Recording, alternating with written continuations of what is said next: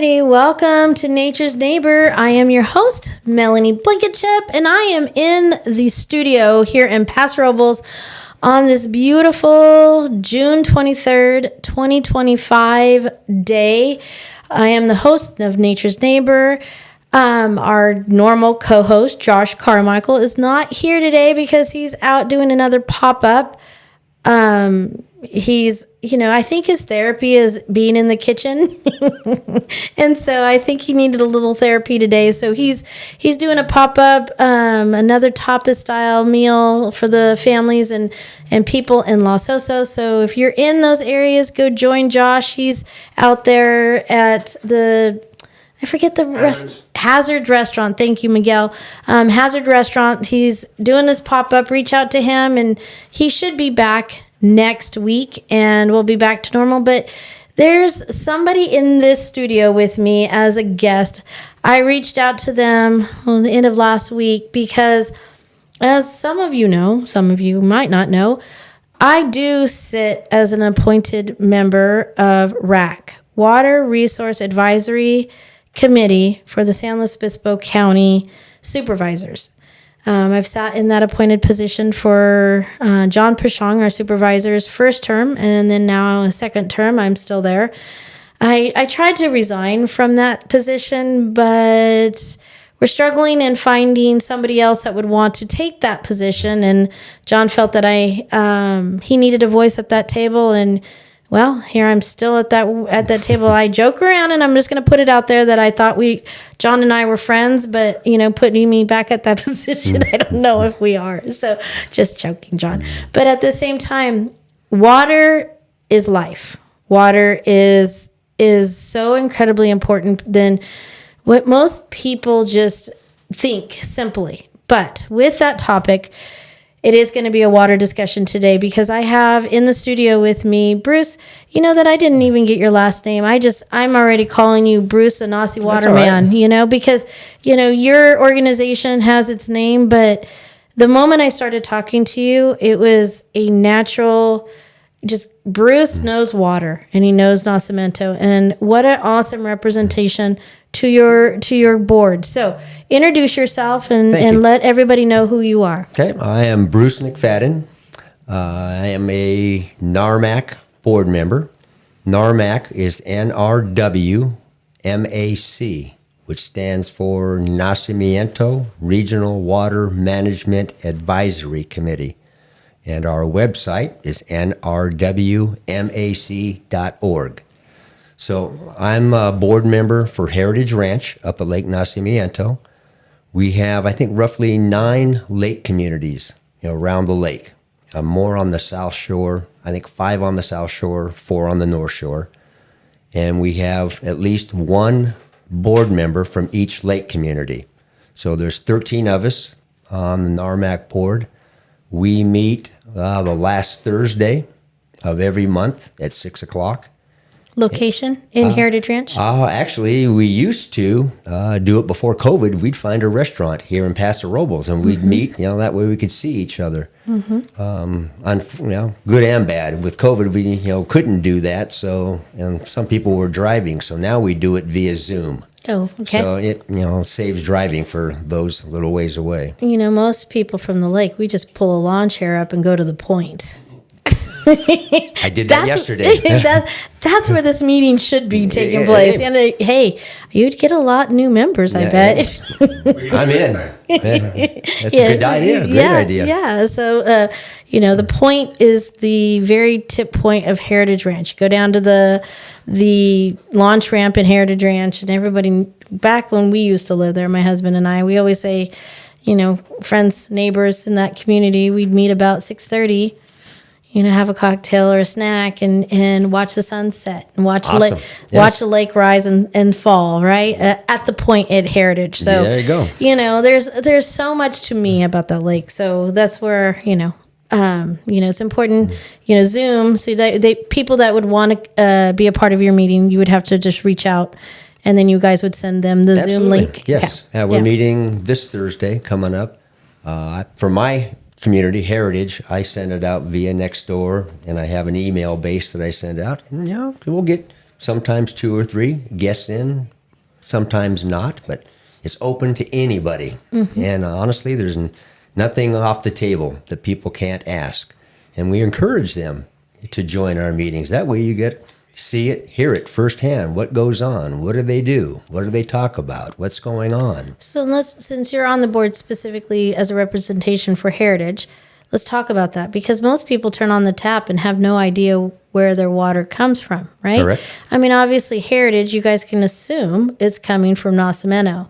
Paso, most people have no clue where their water is actually coming from.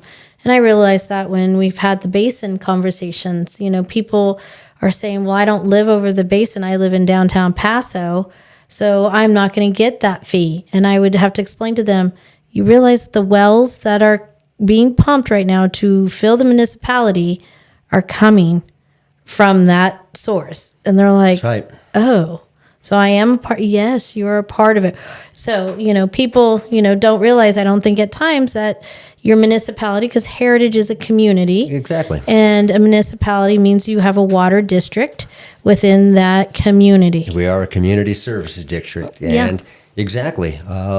Half a mile or so down below the dam, we have our well right there. And we pull water from the well up to Heritage Ranch, and we are a water sewer district, our own within ourselves. But you're right. Other lake communities, they have wells in ways that they draw water. Where's it coming from? Nacimiento. Yeah. And good analysis, though. When the water goes downstream, people think, well, it doesn't come from Nacimiento. That water table in, Paso Robles in that area is huge down there. So safe to say, Nacimiento worked its way into it in one shape or form. It does. And I mean, that people don't realize how far and how much water flows in order for them to turn on their tap. Exactly. And so, I'm putting that out there because, this is the best way to describe what a municipality is, what a water district is. Because do you know when Heritage Ranch's community district was formed?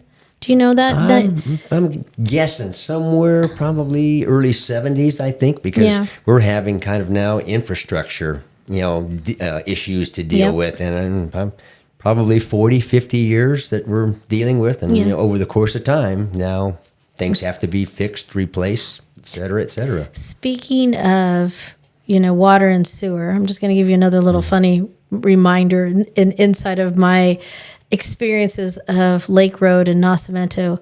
In August, the hills are all golden brown and it's beautiful. And you're coming up from Main Marina and you come out of that corner and you start headed towards Heritage, right? Mm-hmm. And you look up on that side of that hill and it's always green. It is, yeah. I bet most people have no idea why. They must have a well somehow to do that, but where's the water coming from? Well, but isn't that the sewer treatment area in the opposite? Yeah, exactly. So. And so, but that's, when people ask, why is that hill so green? I'm like, well, that's the sewage treatment water that is recharging back into the soil. So exactly. I'll never forget when we had some people over and they're like, why is that green on the side of a hill? In the dead of summer. It's not a football field. Right. It's, so I most municipalities too don't have the ability to, small scale like you guys are, right? Well, Correct. Not anymore, but you guys were, is that sewage treatment facility too, which is, people don't realize all that plays into just water. Exactly. Right? You need however much fresh water to treat sewage water. And there's just so much to this. But let's go back to the topics because I want people, we need to educate a lot. And I really am excited to have you here because Heritage, Nacimiento, there's so many people that you'll talk to that have so many memories of that lake, right? And I'm still making memories on that lake. That lake has every part of my heart. I have a long-term history with that lake, and to hear the discussions of water levels. What you said yesterday, you checked lake levels. What are we at today? I think we're about 60%. So we're 28 to 30 feet down already and dropping fairly quickly. And okay, so let's have this discussion about your board. What is it that your board seeks to do? Is it just strictly education? You know, you talked about before the show, he was talking about litigation. Let's talk about this board and why is it important, not just for people that are a part of the lake, but people that are even outside of this community that live in San Luis Obispo County, even maybe, you know, southern Monterey County, that might need to actually listen and pay attention and get involved. Let's talk about your board. All right. So there, like I say, there's 13 of us on the board. We're a nonprofit group. None of us get paid. We all do this voluntarily for the reasons you just said. We love Nacimiento. You know, and probably 2/3 of our board are full-time residents up there. I'm a part-timer. I've been up in Heritage 37 years now as a part-timer. And for the very reasons you stated, making memories there. My mom and dad taking my brother and I there, remember that well. And you know, now I'm doing it with my kids. And now I had my grandkids up this weekend. Lucky. So, yep. So, you know, exactly what you're stating. You know, that's the reason, at least for me. But going back to your question, there's 13 of us there. An important preface to all this is people don't realize, well, Nacimiento, how did it come about? Well, basically, from 1956 to about 1958-ish, to late 58, they did construction on Nacimiento Dam.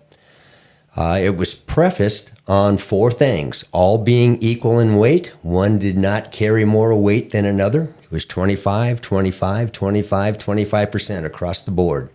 But in no particular order, first thing for the dam was irrigation, water for our farmers. You know, Salinas River flows north. Central Valley is obviously huge for farmers. And, you know, NARMAC has no issue with that. You know, hey, they feed us. So irrigation, we're on board. No problem there. Second item was flood control. Before the dam was built, that was the Nacimiento River. And I did a little homework, I think in the mid-1945 to 48, you know, heavy rain years, and Paso Robles got flooded. So a dam built. Third option was aquifer recharge. Flows along the Salinas River, it recharges all the aquifers there. The fourth reason why we're here is recreation. So Monterey County stated that, you know, all carry equal weight across the board, and they would build a first-class, you know, marina facility, water sport, you know, recreation. Whatever your liking is on Nacimiento for recreation, you could do it. Now, kind of what you said earlier is the fifth thing playing into it now is saltwater intrusion kind of plays a factor. It wasn't one of the factors for building the dam, but it is now, you know, for, you know, well, up in the north in the Salinas Valley and probably, you know, growers to the north were at times farming on the shore. Exactly. It was how do you flush that seawater back out to sea and so that they could grow lettuce and strawberries and stuff. So you need fresh water to flush that out. I want to say that really started. That discussion really started late 70s, early 80s. I know think. down my way in Ventura, exactly. It was big down there and still is. Yeah. So, but those were the 4 factors: saltwater intrusion now. But our NARMAC board along the way felt that, you know, the recreation aspect was ignored. You know, and people go, "What do you mean by ignored?" We go, "Well, take a look at the last few years. 2023, great rain year. 2024, just behind it, another good year. This year, 2025, not as much. But, you know, the lake is usable." So our issue, cut to the chase with Monterey County, is that we feel they're letting out too much water during prime boating season. And people go, "Well, what do you consider prime boating season?" Well, we kind of say from May 1 through Labor Day. Yep. Yeah, so you get May, June, July, August, first part of September.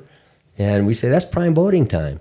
And they're letting the massive amounts of water out now during boating time. We're going, you know, let's talk about this a little bit. Why can't you do that kind of late September, October, November instead of in the summertime? But a lot of as a boater and longtime boater, I was 5 years old when I learned how to water ski. Okay. And this is how we used to roll in Paso. My dad would get the boat and we would just after school go to the lake, right? And I would back the trailer down and my dad would get the boat off the trailer and I would drive it up because there was nobody else around. Okay, so You had it figured out. we had it figured out. I had to learn how to back a trailer up in very young at age. So the thing about this is people ask, okay, so the lake is going to rise and fall. What is the concern, right? The lake is large enough. When it comes to boating, it's where's the launch ramps, right? We're lucky enough that Maine Marina has, levels of launching available. True. But also when it becomes at a certain level, although it is beautiful because of the canyons and the differences in the shape of the lake, it's dangerous because there's trees, there's rocks, there's islands that are not mapped out, and it's not as usable recreationally as it would be if they kept it at 50%, and Exactly. so that's, I get that a lot with people. They're like, well, there's still water in the lake. There, you can still go. And I'm like, there's a lot to it. There's also that marketing aspect for the marina and all the other marinas that are attached to that lake. It's once the lake levels start to drop, visitors don't come. Exactly. And there goes their revenue. And, again, that's that recreational, where's our balance in this?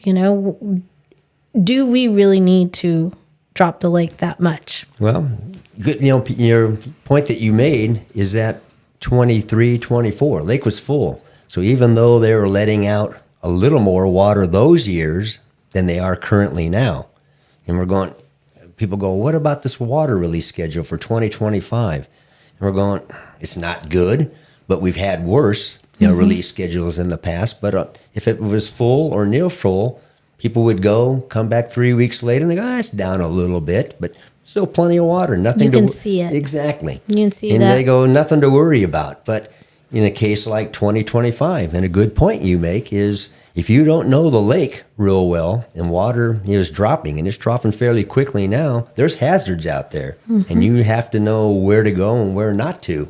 There's, sandbars, tree stumps sticking up. Down by Oak Rocks. Shore, big rock down by Oak Shores. Big one, right in that corner. Right in the middle there. Yep. Yep. So, and that's kind of our, issue with them. So we met with them. We started our lawsuit January of 2019. So we are 6 years and 6 months into this now. So for the first 3.5, 4 years, we tried to meet with them and say, okay, here's our issue. So explain who's them. Monterey, MCWRA, which is Monterey County Waters Resources Agency. They're the ones that call the shots. Okay, but let's do a time for this assignment. So let's talk about, do you know the history of when San Luis Obispo County handed over Nacimiento to Monterey County? Because everybody, I want to remind you, Nacimiento Lake and Heritage Ranch, Running Deer. Is Oak Shores in San Luis Obispo County? No, it's in Monterey County. Correct. Huh? Yes. Yeah, it's in Monterey County. Because Bradley. That's right. So B Rock, there's kind of half Monterey County, and then a little bit further south or east, it is still San Luis Obispo County. So that lake is a majority San Luis Obispo County. Correct. And San Luis Obispo County was obligated to building that dam. So, but yet, do you know the history of when Monterey County took complete control over it? It's late 50s. I'm going to say 58, 59 is when the talks started coming up, because it's an anomaly for a lake because it physically sits in SLO County, but Monterey County owns the water rights. And G14 is the dividing line. San Antonio, Monterey County, Nacimiento, San Luis Obispo. But let's say for the listeners out there, if you get bored sometime, I say Google San Luis Obispo County Supervisors giving away water rights to Monterey County on Nacimiento. It's long info, but back to your question. Started in about 58, and I think it kind of early 60s, 60, 61-ish, in that time frame. San Luis Obispo just handed it off to Monterey County and go, all right, we're done. It's all yours. So from the early 60s till present, Monterey County owns the water rights.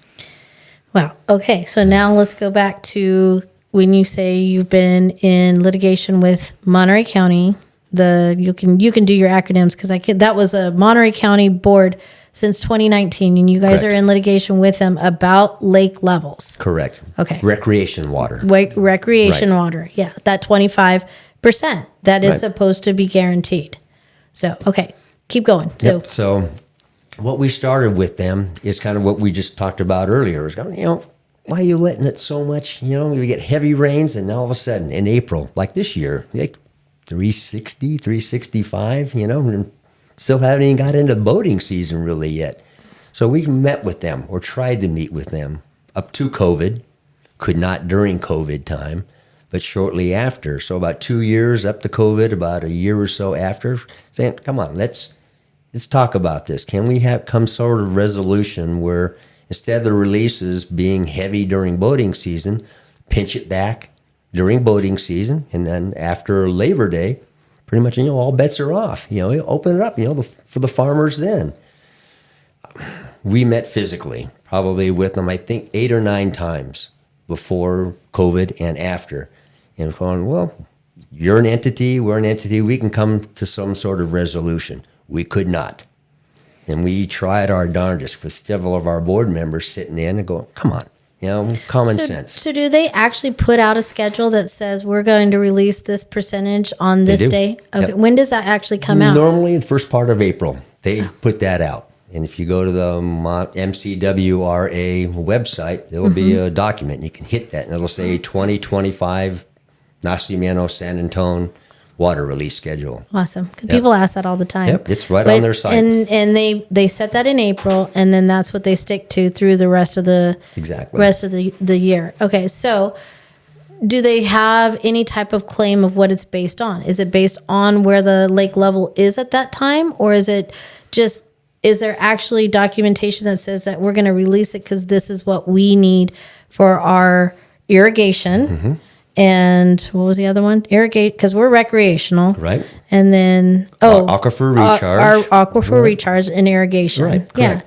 So is there any kind of documentation in the need of Nacimiento water to balance out the lake release, the water release? Is there any kind of match? Checks and balances is what I'm asking you. You ask a great question. I want some checks and balances here. We do too. And honestly, that's the part of that. We have talked to some of the farmers, in the Salinas Valley northward. And if there's any of them out there listening to this, really, we would like to talk to you. Not to kind of reel you in and kind of, support NARMAC, but we want to get your take, on water, because we hear, can't substantiate, but we hear when they're releasing it, April, May, June, they go, we don't need it at that point in time. We will September, October, November, and we hear those, not from a lot of farmers, but several. And there's a couple farmers on the ResOps board that Steve, our guy, goes to, and they say that. Yeah, we hear that. And I, as a farmer, but also as a produce broker, right? I know that they would know. Everything is about checks and balances as a farmer, right? They would know what crop is going to get planted, the percentage of water that they would need for that crop, and so on and so forth. I mean, and also too, it's the water treatment, the water testing, all that has to go into play and be ready before the crop's even planted or be even harvested. Yes. So they know. Yes. So there shouldn't be what and it would make sense, because the Salinas Valley is our lettuce bowl during their summertime because of that beautiful fog layer that comes off the Pacific and just nestles in that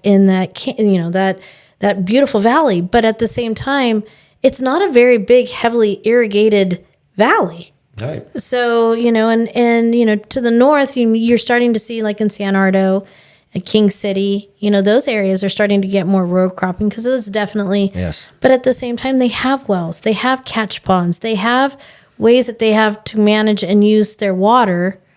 There would be, to me as a farmer and business person, broker, you would think that there would be that clear as day checks and balances when it comes to the recharge and to the irrigation. Now, when it comes to the saltwater contusion, Is there reports? I mean, because they obviously have to test this, right? True. Is there reports out there that are available to you guys that would say, okay, these wells, this many miles in are experiencing too much saltwater intrusion. That's why we're pushing this amount of water. I mean, to me, isn't that why we have consultants that we pay so much and specialists and people that are on these boards that are geologists and testers aren't? I mean, wouldn't that be simple to be able to there's provide? Experts there. Yes. Yeah. Do you guys get any of that kind of information? That's a great question. We have a guy on our board, Steve. He's very good with water knowledge. And he's worked for down my way, the Cayugas Water District, and he's been part of the LA Metropolitan, so he knows water up and down. He does his homework. He physically goes up to Salinas the last Thursday of every month, what they call ResOps, Reservoir Operations, ResOps. Yep. So that's the guy that we got our seat on the board. So he comes armed and loaded with a laundry list of questions. Why, how, when. But to kind of go back to your point, he'll go, well, you're letting the water out here, and you have river monitors all the way up the Salinas River monitoring how many CFS. And he'll go, well, up here, what does the gauge show? How much water? And they go, well, the gauge isn't working right now. We got to get that fixed. It's almost like the Nacimiento pipeline. Yeah. And then, saltwater intrusion. We'll ask, how much? And they do have, monitors up there saying, some years it's pretty heavy, some years is not. Kind of seems to go with heavy rain years, not as bad.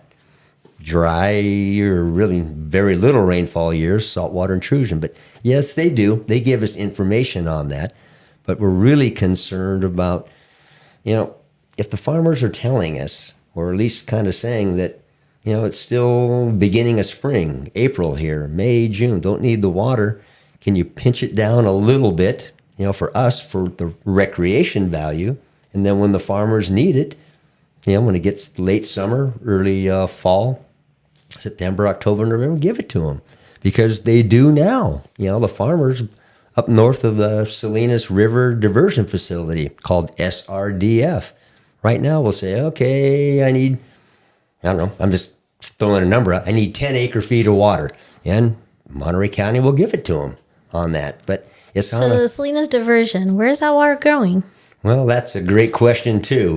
We know that it kind of ventures out. They have a coffer dam up there, so and it kind of goes from there. If I said water trading, I would get shut down really fast, huh? You probably would. Yeah. And then if I started saying, where's the paper money? Pay for that paper water. Where did that go? I'd probably get shut down really fast. Yes. Okay. But, got it. Yeah, but Steve does a good job, of asking, point blank questions. Okay. And the thing that kind of bugs us the most is, and even I'm almost certain as we speak right now, there's still like 15 to 25 CFS flowing past the Salinas River Diversion Facility out to the ocean. And if you do the math, I'm kind of spitballing on this, but 25 CFS a day is like 1.3 million gallons of water every day. And and again, I had this conversation, but I'm going to put it out there because, the show's Nature's Neighbor. Yes, I am a very strong activist when it comes to the environment, right? Mm-hmm. But I'm also a 50-year-old female that grew up in this county. And did I ever want San Ardo oil fields? I didn't have a choice. I don't have that. Did I have the choice to build Diablo Canyon? No, I didn't. Did I have the choice to put dams in lakes? No, I didn't. But at the same time, they're there. These are man-made situations that we've created. And we all know that if we don't sit here and maintain them, make money to put back into our infrastructure. But again, making money is also accountability and transparency. It's not, $8 million for CEQA in 2018 and we have nothing to show for it, so now we need to tax you. That's not making money, okay? That's taking money and losing money, okay? That's not making money. But, the recreational part of Nacimiento makes money, right? And farming, using that irrigation makes money. The Salinas diversion. I bet you that's probably the biggest money maker there is. That's a question I'll say mark. it. I Yeah, will say that's it. But at the same time, because, I don't know very many Californians that understand what a water future is, but I think every Californian should know what it is. Exactly. But at the same time, these are structures that have been here. And we can't sit here and deny what has been planned, what has been built, the infrastructures that are there. Do you know how many residents you guys have in Heritage Ranch? We do. Last time I was told, so this is 2 or 3 years ago, Okay. and Heritage is growing. It's large. Yeah, last time I got a number, it was about 3,500 full-time and 2,500 part-time. Wow. So roughly 6,000 people there. That's its own city. Exactly. You guys have a school, you have a grocery store now, Exactly. you have, your little restaurant, you got a mailbox or mail place, don't We you do, know? right beside the Oak Hill store. That's you guys have, Well, and look at Oak Shores, look at Running Deer, look at the B Rock community. What's the other one between Oak Shores and the Narrows? Christmas Cove. Christmas Yeah. Cove. Our communities are growing out there. They are. And it's not like those houses weren't permitted. The county of San Luis Obispo permitted those structures to be there. The infrastructures have been there. So at the same time, yes, residential, but recreational is what that lake has always been known for. And Right. I can't talk about the lake. And you probably heard in my voice, that lake is my love.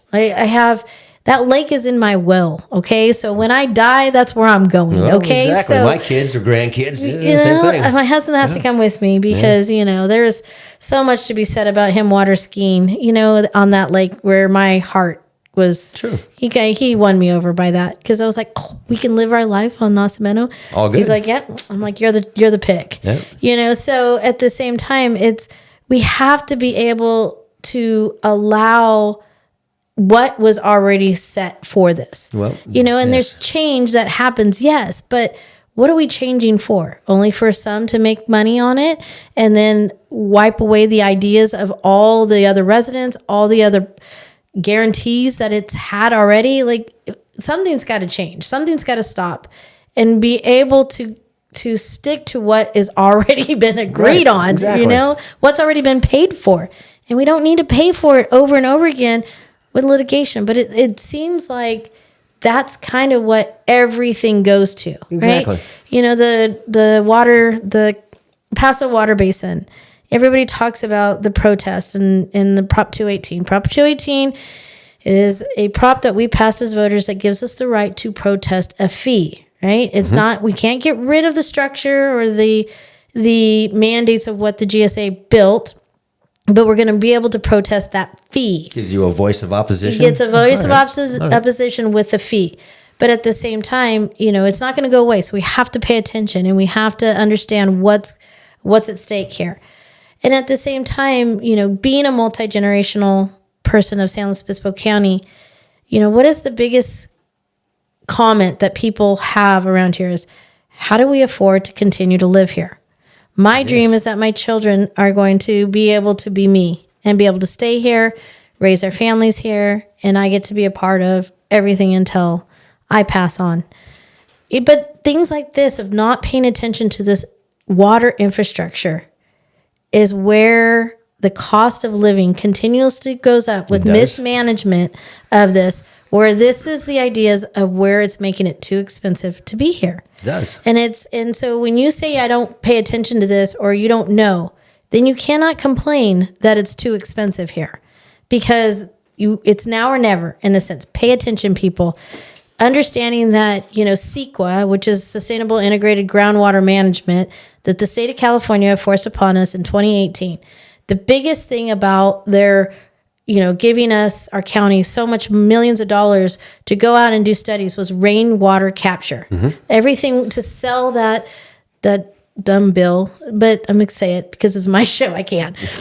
That dumb bill and waste of taxpayers' money was all about rainwater capture. There is not a better rainwater capture than Lake Nacimiento. It is, yes. When people say, well, Rocky Butte's measurements, I'm lucky enough that my farm is on the southeastern part of Rocky Butte, but Nacimiento is dead center of where Rocky Butte's watershed drains into. The And hydrology works out perfectly. It works going out over perfectly. Right into Nacimiento So and then back Narrows. we need to do more to protect it because it is the best water source. And people don't realize that San Luis Obispo County, yes, we have the Nacimiento pipeline that still is broken, and that we had this discussion before. There's so much to the Nacimiento pipeline not being used properly, but because it's broken. But at the same time, what other water source do we have in San Luis Obispo County besides Lake Santa Margarita Lake? Yep. But the city of San Luis Obispo owns that. Right? What other lake is there? It's Nacimiento. That's it. That's it. Yeah. And all we're sitting here saying is we're fighting for the rights to give us our 25% recreational and allow the timing of recreational to happen. Well, you brought up a good term here just a minute ago when you said water mismanagement. Oh, goodness. That's the word verbatim that we used, I think, in our lawsuit, and we say it to them. And Monterey County doesn't like that when we say, I go, it's not water mismanagement. I go, well, we feel it is. And how can it not be when you cannot have easy trace and trackability to where that water is going? There should be no wonder. There should be no questions that you have when you guys are questioning this, especially in litigation. How easy would it be just to put out that, studies that say this is why we have to drop the lake levels like that? Right. There shouldn't be any question. Should not, yes. And at the same time, maybe even as simple as why are we doing it April 1st? Look at this year. We had rain all the way until May. Yeah. It's because that's the way they've done it all the way along. So we're going, well, but I want to go back to the point you made is that after trying to meet with them pre-COVID, after COVID, we met in 7, 8, probably 9 times. We're not getting anywhere. They're, I guess, courtesy listened to us, but that's all we're getting. So we go, well, the only way we see making this happen is litigation. So therefore, we filed a $120 million lawsuit January of 2019, and we got their attention, on that one. But so is it gonna go to court, or are you guys just sitting back and forth? Where we are right depositions? now is it's physically right now in I think 13th Street is where the little courthouse is in Paso Robles, right there. That's where it's being held, and the judge is Michael Kelly.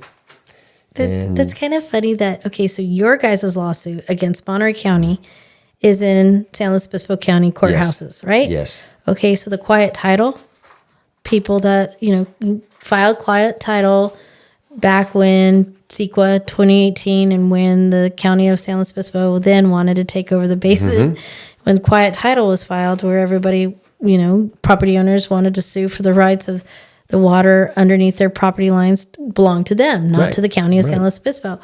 That case is being heard in Monterey County.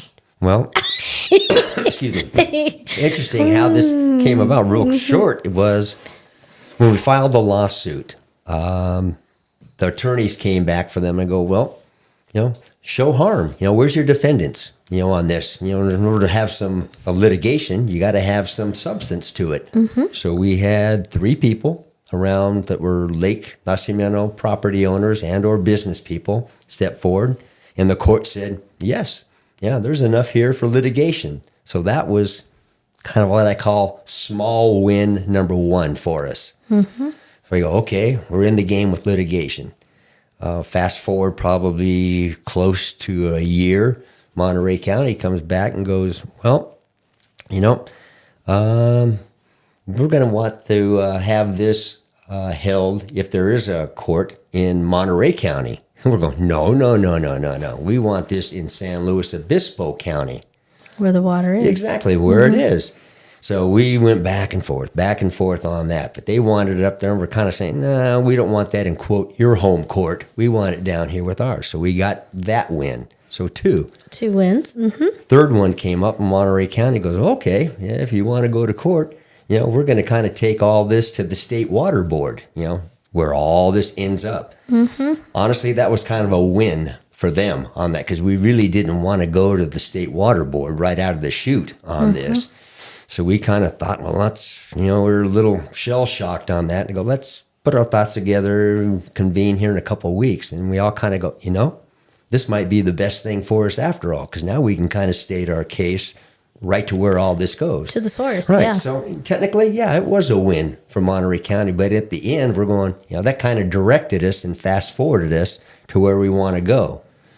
So then from there, San Luis Obispo County, Judge Michael Kelly looked at this and he goes, this has been going on forever here. There's got to be some sort of resolution to this. So we're probably a good 2 years in with him, and I think we're close. We're real close at the time frame where he's going, hey, either Monterey County and NARMAC, you come to some sort of resolution here quickly, or it's going to go to a trial, and it will be in San Luis Obispo County. But if it goes to a trial, very, very expensive. Yeah. And we're trying to avoid that. So question to you, who owns the marina now? Monterey County. Yeah, okay. Mm-hmm. So to be able to have their voice at the table and showing who, just profit and loss, right? When the lakes rise and fall. Mm-hmm. But Monterey County took that over. So did Monterey County take it over when did Dan Heath sell it? There was a lawsuit with him in Monterey County. So there was a lawsuit there. And that, I don't know the exacts on that, to be honest with you. I know there was a Dan Heath, Monterey County, they butted heads. They settled their ways, but somehow, some way, fallout from that, I think, kind of still plays into this somehow. What the fallout is, I'm not sure. You almost kind of wonder because we went to high school with his son. Mm-hmm. And so, wasn't he the marina owner? Yeah, exactly. And so, I mean, he was a dock rat. Mm-hmm. We all, hung out with Dustin on the point, because that's where he worked, and we all enjoyed the fact that they owned both owned San Antonio and Nacimiento marinas. And I mean, I don't remember how clean they were, how organized they were. And they're good now, but compared to what they were even in the times when they had it, it was super nice. Yes. But I remember how much the lake levels affected their business. It does. And so, I mean, who's to say now that with Monterey County, owning it, or completely controlling it. Can Monterey County own anything? They control things.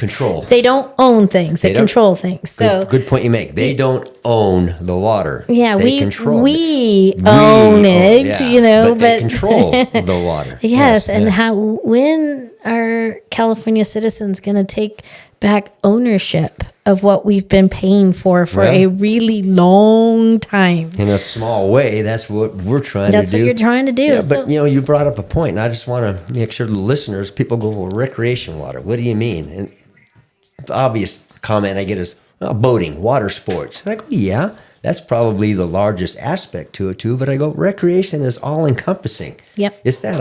I know a ton of fishermen, couldn't care less about wakeboarding or wake surfing or skiing. They fish. Okay. I know a lot of people that go to Heritage, go up to the main campground. All they want to do is put a chair in the water and relax. No boat, no nothing. Paddle boarders, kayakers, So it's, even if you just want to...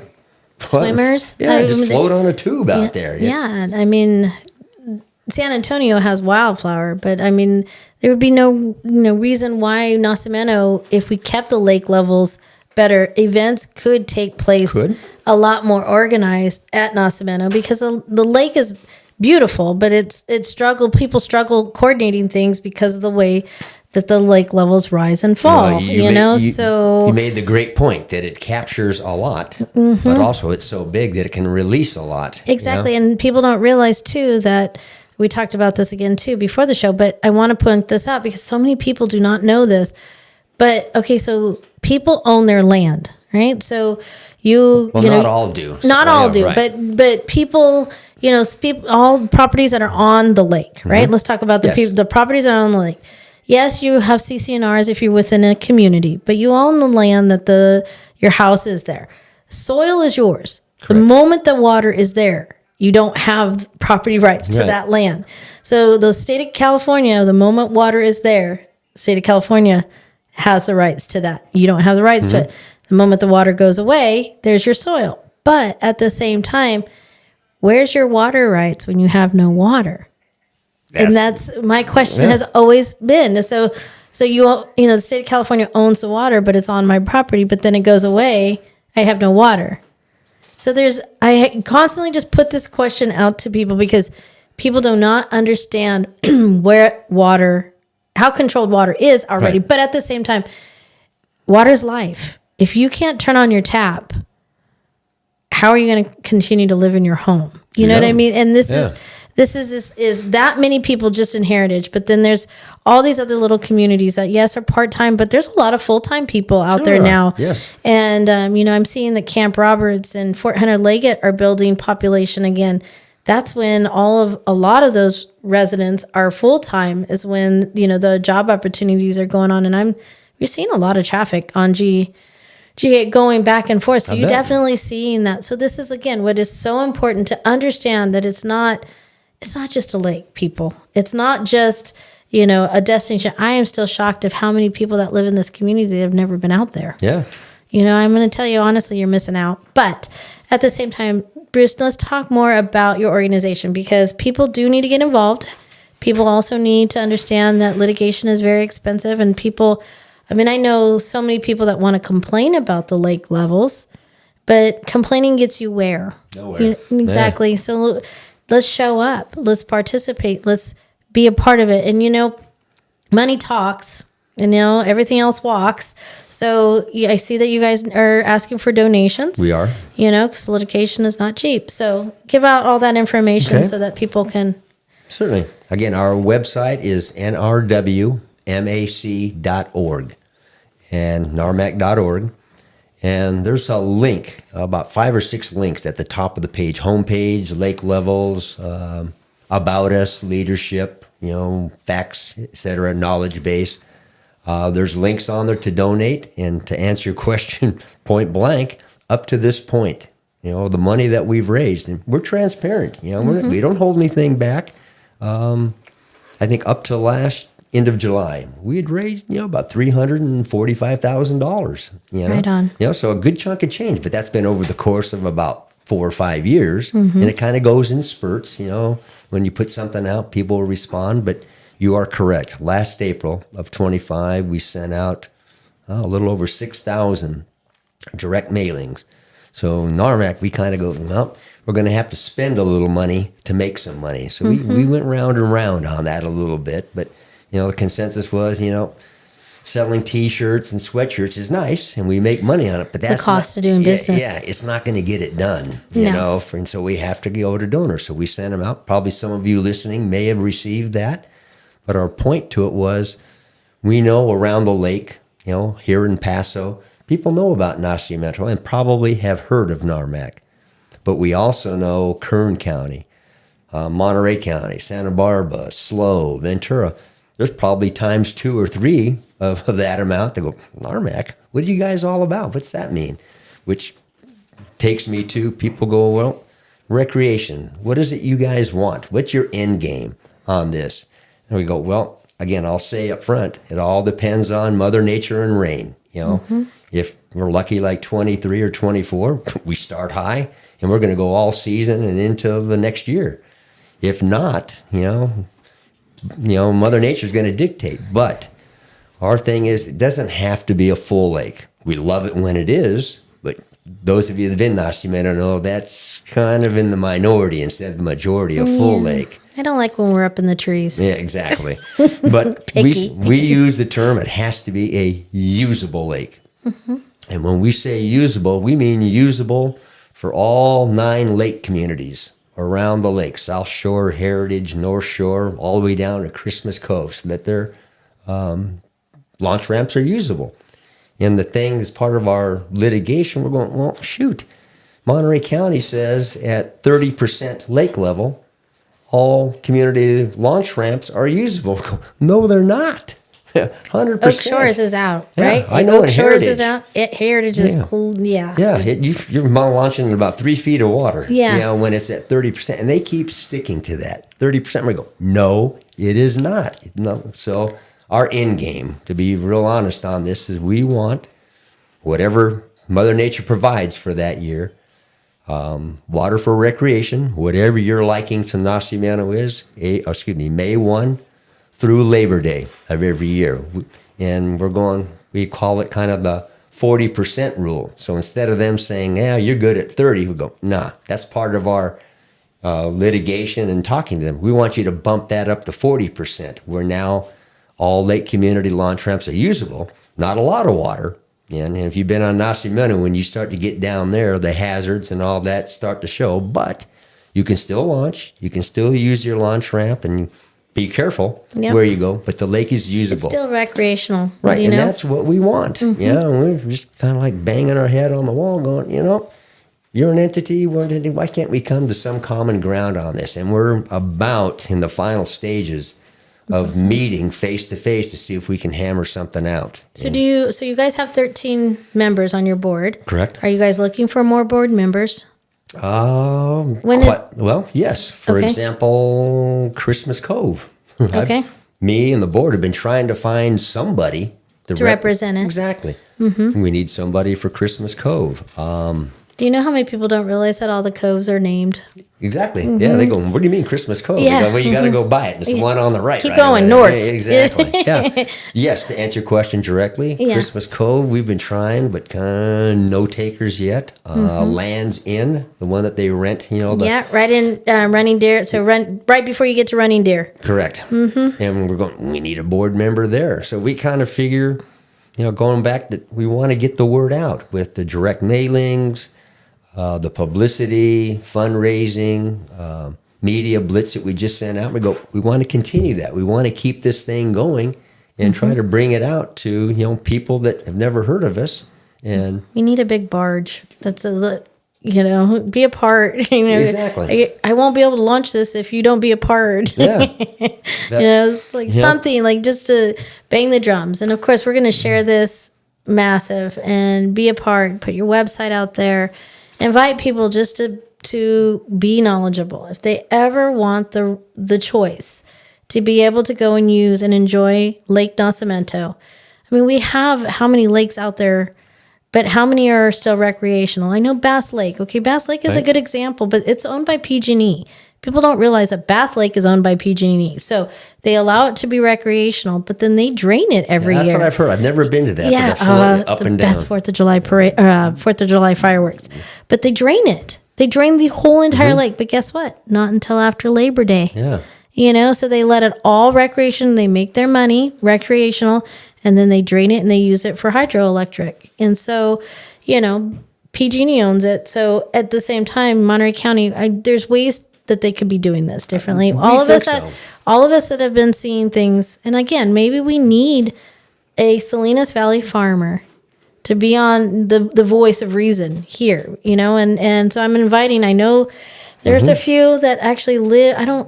So to be a board member, do you guys need to be a resident around the lake, right? Is that your correct? Yeah, be part of a lake community somehow. So some of our farmers need to go buy some property. Well, again, I'll go back to you bringing that up, and again, we would like to talk to. Again, we're not trying to, squeeze their arm and say, "Come on, and listen to our case here." But we want to hear your side. Is kind of what we're figuring, what we're putting together, what NARMAC's water expert. So it'd be like South Salinas, right? So South Salinas to San Luis Obispo County. So the farmers that are like within that region, right? Because the way that the water flows, because it goes back out towards Monterey, right? Correct. And then out to the ocean. Out to the ocean. So calling out any farmers, so South Salinas, because north of Salinas, they have the Purple Pipe system, which is reclaimed water, right? So most farmers up in that area, but they're also using the Purple Pipe system. So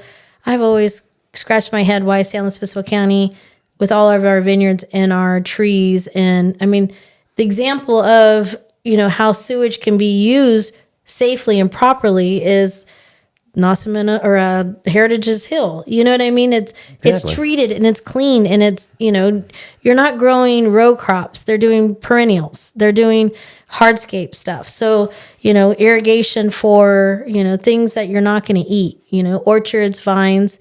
I can't believe we're still in this county not using reclaimed, recycled water for that. People wanted to claim too much salts. Well, That's not the case either, because Nacimiento has a lot of salts Yeah. because of what actually also when you can't eat certain amount of fish out of that Exactly. lake, Correct. So, Yep. there's a lot to be said about understanding. And I know that in this community, we are smarter than this. So it's sad and frustrating for me to be at this stage of my life and seeing that we're still going back and forth to what is right and what is not, and leave it alone or not leave it alone. Like, we're smarter than this. We have people that are so knowledgeable and have so much experience that we can come to the table, have a good discussion, and figure out what is going to work better. I don't think you guys are asking for much in the sense of saving recreation Yeah. on Nacimiento. Yeah, that's what we want to do. And again, I'll say it a third time is, and I forgot to mention this earlier, before our lawsuit in January of 19, and I believe it was called the Coalition, which was the farmers up there northern had a lawsuit against Monterey County, and they won that lawsuit. And I don't know all the ins and outs of it. But I'm sure we can Google it. Yeah, you can Google that. Coalition lawsuit Monterey County. And Okay. the end all on this is we know, hey, one, we respect the farmers. We have no issue whatsoever with the asking for the irrigation. 25%. Yeah. And we're going, actually, we would kind of like to talk to you to kind of see, here's what Monterey County tells us the water needs are. We'd like to hear it from you, where it's going. Is it needed now, or could we use that as a bargaining tool, October, November instead of prime boating season? So anybody that's listening that's a farmer anywhere, info@narmac.org. We would love to hear from you. I love it. And talk to you and get your perspective on this. Yeah, 'Cause no, this they're- is just the first of many. I mean, I was super grateful that you reached out, and timing was perfect for this. But it's also too because it is summer now. We actually crossed the summer solstice, and We did Friday, It's so- all it's a little chilly, compared to what we normally are. People don't realize that yes, it's warm outside, but this is not as warm as it normally is, and that's. I've always said that I'm going to be a farmer in San Luis Obispo County because plants go to sleep when it's 98 degrees or more, right? So I can't farm plants when it's too hot. So that's why I'm supposed to be floating at Nacimiento. There you go. So, it hasn't been meant to be. 98 Hey, yet. So meant to be. that's why I'm a farmer, This, and then that happens. Exactly. I just got to float. That's all, and there's so much to understand, the beauty and the peace. And I mean, we were out with friends, not this last weekend, but the other weekend, and we were coming down lake, right, coming out of Running Deer. There's nothing more magical than being passed by a bald eagle, Yeah. and Exactly. it was like, Yes. oh, I mean, you just took your breath away, and then you go back up into Running Deer and you see two bald eagles nest. And so that lake being at a reasonable level, yes, recreational, but at the same time, what about the habitat that also lives and survives? The fish. Yes. I remember when they used to drop the lake really low, and when fish were starting to die because it wasn't movement enough because it was so low. Right. And there's just a lot to this, and I hope that people are listening that understand, get involved. There's no more excuse of, oh, I didn't know, or how do you know, or how do you find out. We're putting it right in your face. Like, no more excuses. We cannot sit back and wonder why it's getting expensive, or why it's hard, or why is water when I turn on my tap or flush my toilet getting so expensive now. We can't stop or keep going and think that it's going to stop. It's not going to stop unless we get involved Right. and divert this the way that we need it to be.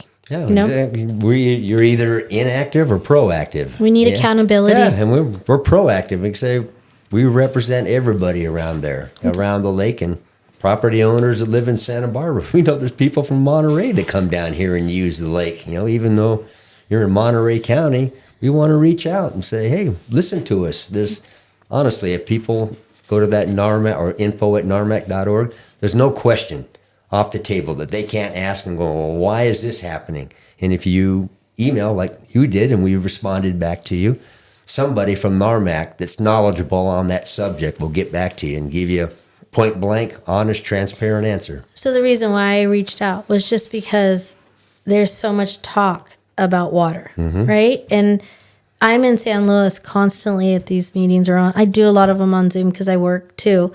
And I am floored how the discussion of Nacimiento just gets brushed under the table. Yes. And I'm tired of it. I'm tired of it being, I know that during many supervisors ago, there was a discussion about bringing Nacimiento back to San Luis Obispo County because we had too much rain, right? So right. Paso was flooding, there was too much rain. And there was a discussion then. And that supervisor and not the others that were on the board at that time just felt like it wasn't important. So we made the mistake in letting it go in the 50s. But there was in the 80s, there was an opportunity to bring it back. Fell through. And it fell through. And now look at us. Exactly. Now we have a how many $1 million pipeline that we can't even use. I wanted to mention that before we're done today is that, yes, because if people realize a real important fact, Nacimiento, when full, has, I believe, 377,000 acre feet of water. Pretty good amount of water. Monterey County gets 180,000 of that acre feet. And I've done the math. And so that equates to 47.75% of the water Monterey County gets. And they get it off the top end like they're doing right now. Top end. What do you mean top end? Yep. January, February, March, while the lake is full. San Luis Obispo County has a Nacimiento pipeline. They get 17,000 acre feet, but they get it on the bottom end of the lake. So if it's maybe only 100,000 acre feet or dry year and the lake's down, they may or may not get that 17,000. But Monterey County gets theirs first on the top end. San Luis Obispo gets theirs second on the bottom end. But people don't realize that San Luis Obispo County are being charged for that pipeline. Exactly.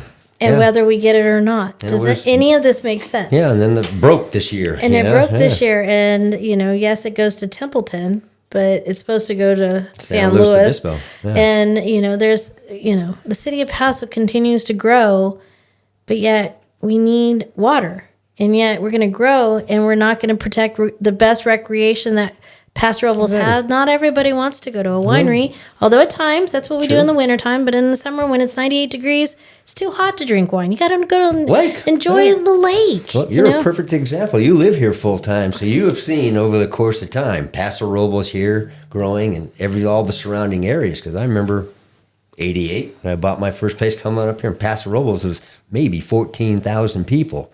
And I go, wow.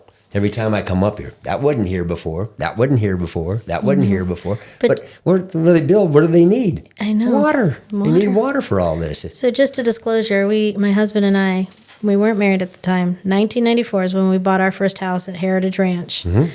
It was a bank repo. And we had the whole entire road, Sparrowhawk, to choose from because they were all repossessed. But the whole street was? Or? Yes. Really? Yes. Ah, okay. So I picked the smallest one because it was just the two of us. I'll just disclose. That's a cul-de-sac. I was, Yep. I was 19 and a half when we purchased our first home. Okay. It was cheaper to buy the house than it was to rent. Yeah. Okay. So my grandma and my mom were not happy because I was not married. But at the same time, I giggle because during that time was probably the most fun that we as a community in Heritage Ranch had because financially people were struggling, but that community hanging out at the lake came together.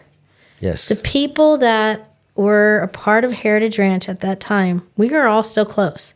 I'll see them or we'll hear from them. I mean, I just saw my neighbor's son the other day.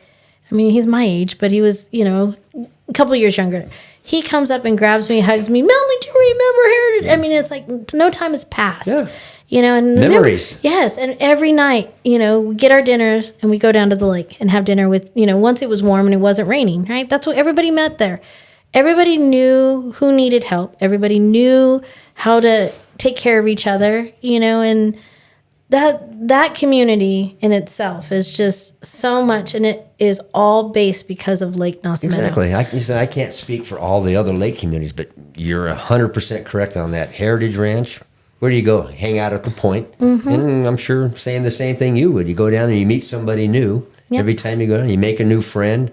You need something or you're stuck. Somebody's there to help you out. It's, you help me, I'll help you. It's a great community, and that's the point hanging out. That's huge. Lake life. Yes, there's exactly it. No, and once you feel it, you'll never deny how good of a feeling that is. So, Bruce, I really appreciate the time that you have given, I and appreciate you letting us have a chance to speak with you you today. need to be often with us and check in and just remind people. Of course, we're going to have this on social media, so it will be out there constant, and we'll keep sharing because we need to continue this conversation. We need to stimulate the conversation, but it's a conversation that needs to come into people's fruition and realize how important it is. It's not just the lake.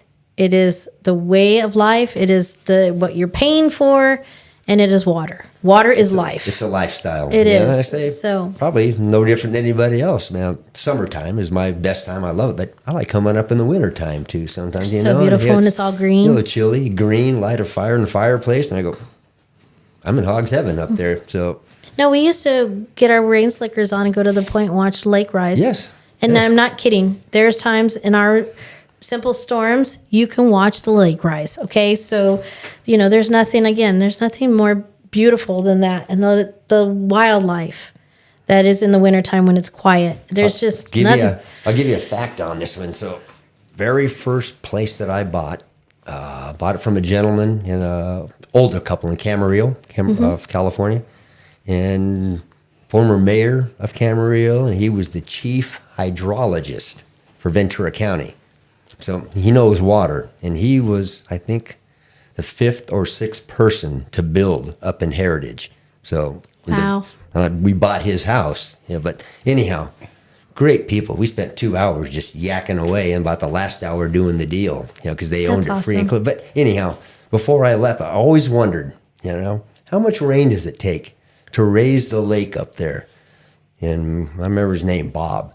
And he goes, young man, he goes, I've been up there for, I remember kind of pointing the finger, young Uh-huh. man. I go, okay.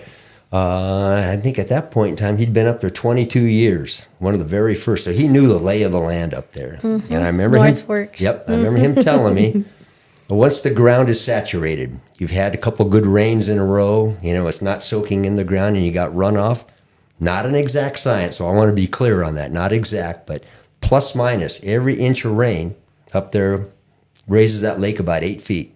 Yeah. So, So awesome. yeah, huh? rain keeps going. So- it goes up quickly. For a person that lives on that slope of Rocky Butte, when I keep saying Rocky Butte, just Google Rocky Butte's inch of rain measurement. I think it's one of those world wonders. Like how and why that area gets the rain that it does. You're right. Just topography, I guess. It's a total topography you're right. thing. That's exactly but what also, I do. too, you know what I think it's also is the fact that it still has trees. Yes. It's a mountaintop that is still like covered in all assortment of native trees.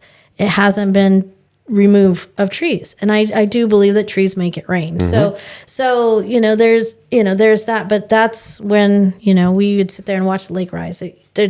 You can seriously watch the lake rise. That's a good analysis. If we get big storms like we did in 23, I'll go, well, I'm not going to go to the lake levels. I'm going to go see how much rain hit Rocky Butte. Watch Rocky Butte's and measurement. if it had like 12 or 14 inches of rain on a storm, it's going to be Oh yeah, coming because into then the if you lake. look at Heritage's measurements versus Rocky Butte, there's like 20 difference, Oh, 20 yeah. inches difference. Yeah. That's where you're. So we got to protect it. We got to protect no development on Rocky Butte, and we got to protect. That's a watershed area That's that exactly needs to it. be protected. So, all right, Bruce. Well, here we are at the final stage again. Nature's Touch Nursery and Harvest .store is the reason this podcast exists. It's my store. You can find me there, or Miguel put out naturesneighbor.net. That's our new website that we just launched. There's Nature's Touch, but also too, you guys can always find me at CrestonValleyMeats.com. Creston Valley Meats is also another funder of this wonderful podcast, but also it is our USDA processing plant where you can get all your animal proteins that are all raised locally, processed humane and locally as well. So, and also don't forget about your pets. We do a pet food line as well. We will be back next Monday. I have some guests pending, which is pretty exciting because 4th of July is coming up. I always want to remind people that it's not just a celebration of a day off. It is the day that we declared our independence. Correct. And I do believe that we can declare it again, and also we make a better country when we are more independent. And so, let's celebrate that. And also my guest, hopefully next week, we'll be talking about the 4th of July, but also too, the international nut growers that are in California struggling to keep orchards growing in California wants to be a guest. So we have 2 potential guests that are coming, and we talked about the purple pipe system and the need for more dams in California already in the discussion of wanting that. So stay tuned. We got a lot of stuff coming up, and Joshua will hopefully be back, and I'll be able to get him out of the kitchen. So maybe he'll get hot and he won't like the heat. I don't know. Not in Los Osos. All right, guys, have a really good week. Thank you. Take care.